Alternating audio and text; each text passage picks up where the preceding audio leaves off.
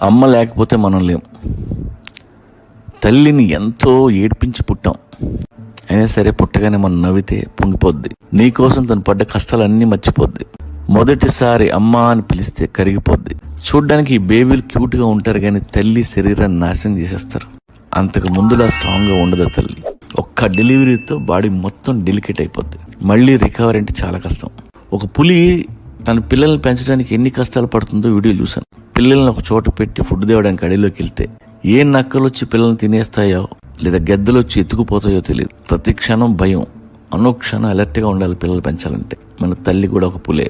నిన్నగాక మొన్నొచ్చే పెళ్లిళ్ళు ఎన్నో లక్షల సంవత్సరాల నుండి తల్లులే పిల్లల్ని పెంచుకుంటూ వచ్చారు. మొగుడు ఎలాంటోడైనా ఉన్నా లేకున్నా కంటికి రెప్పలా మనల్ని చూసే తల్లే.